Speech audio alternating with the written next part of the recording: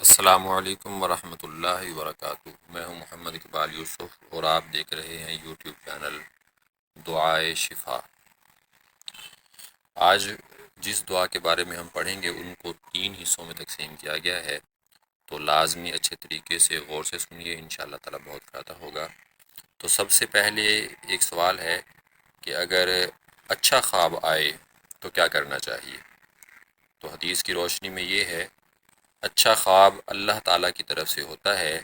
جو شخص اچھا خواب دیکھے تو اس پر اللہ تعالیٰ کی حمد و ثنا بیان کرے اور اپنے مخلص لوگوں کے سوا کسی کو نہ بتائے۔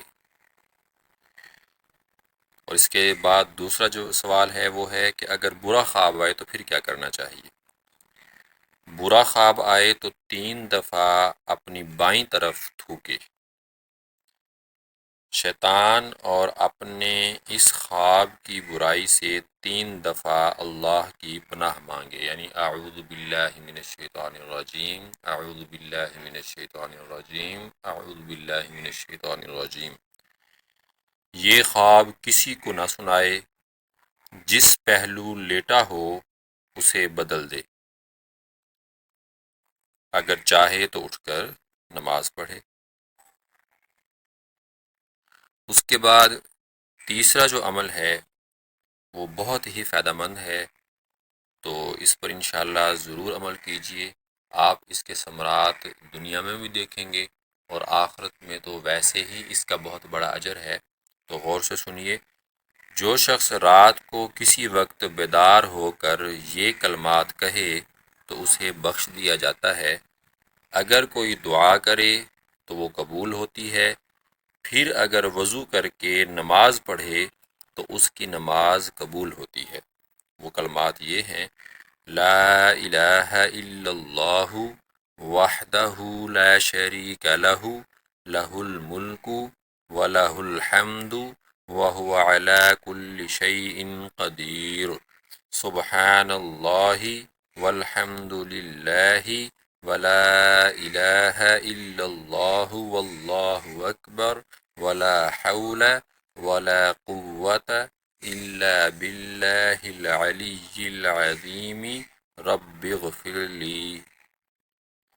ترجمہ: اللہ کے سوا کوئی معبود نہیں، وہ اکیلا ہے، اس کا کوئی شریک نہیں، اس کی بادشاہت ہے اور اسی کے لیے ہر قسم کی تعریف ہے، اور ہر چیز پر کامل قدرت رکھتا ہے۔ اللہ پاک ہے اور سب تعریف اللہ ہی کے لیے ہے۔ اللہ کے سوا کوئی معبود نہیں اور اللہ سب سے بڑا ہے، اور برائی سے بچنے کی ہمت ہے نہ نیکی کرنے کی طاقت مگر بلندی اور عظمت والے اللہ ہی کی توفیق سے۔ اے میرے رب مجھے بخش دے، آمین۔ تو میرے بھائیو دوستو، اس پر عمل کیجئے، اسے خود بھی پڑھیے اور دوسروں کو بھی اس پر پڑھنے کی تلقین کیجئے۔ اور اس کے علاوہ احادیث کی روشنی میں 3 صورتیں ہیں۔ پہلی صورت میں اگر اچھا خواب دیکھا ہے تو اس پر اللہ تعالیٰ کی تعریف کیجئے اور اپنے صرف مخلص لوگوں کو اس کا تذکرہ کیجئے، کیونکہ بعض اوقات ہم اپنے خوابوں کا تذکرہ کر کے اپنے لیے خود ہی مسائل کھڑے کر لیتے ہیں، کیونکہ جن کے سامنے ہم اپنے خواب کا تذکرہ کر رہے ہیں تو وہ مخلص نہیں ہوتے ہمارے ساتھ، وہ دل میں کینہ رکھتے ہیں، ہمارے لیے حسد رکھتے ہیں، اور جس کی وجہ سے جو ہے ہمیں نقصان اٹھانا پڑتا ہے۔ اس کی مثال آپ حضرت یوسف علیہ السلام کے بھائیوں سے لے سکتے ہیں۔ اور اس کے علاوہ اگر برا خواب دیکھا ہے تو اس کے بارے میں بھی اس حدیث مبارکہ میں جو ہے روشنی ڈالی گئی ہے کہ آپ جو ہے بائیں طرف تھوکیں اور 3 مرتبہ اعوذ باللہ من الشیطان الرجیم پڑھ لیں اور اس کے بعد کروٹ بدل کر سو جائیں۔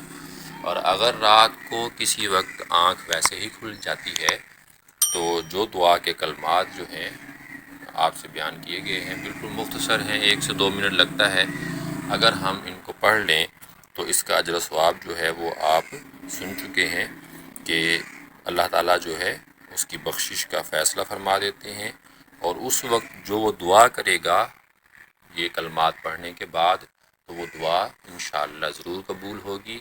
اور اگر اس کے بعد اگر وہ اس کے پاس وقت ہے اور تھوڑی سی ہمت کر کے وہ کوئی نفل ادا کر لیتا ہے تو وہ بھی ضرور قبول ہوں گے۔